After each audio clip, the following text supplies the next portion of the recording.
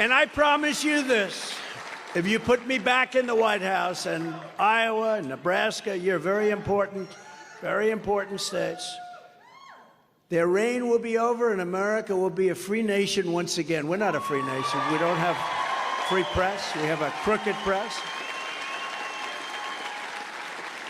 We have a corrupt media. No, think of it.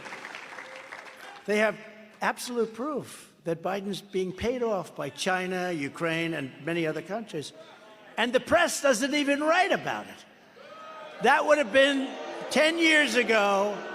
That would have been the biggest story in history. It's 100 times bigger than Watergate.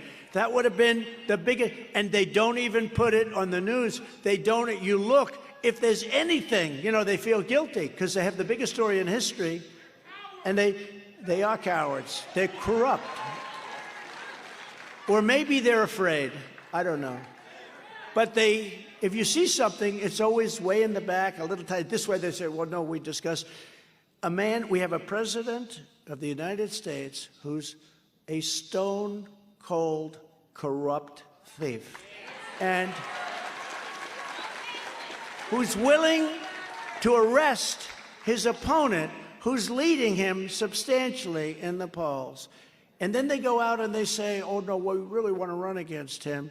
If they want to run against me, they wouldn't be indicting me. They'd say, I hope this guy goes, they'd say, make it nice and smooth. No, because we're leading by a lot, and we're going to win because we have no choice. If we don't win this election, we're not going to have a country. We're not going to have a country. There's going to be nothing left, and we can't let that happen. Within hours of my inauguration, I will cancel every Biden policy that is brutalizing our farmers and our country.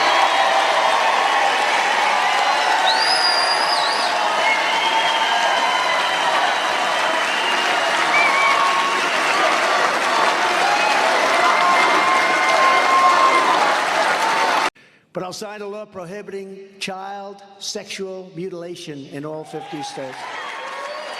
All 50 states. Can you imagine you even have to say that?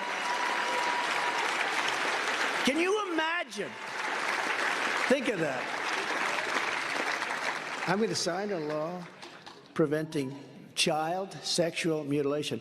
Who would think you have to make a statement? In other words, like people would say, 10 years ago, if you made that statement, they'd say, what the hell who would do that? It's very commonplace without even the parents' knowledge.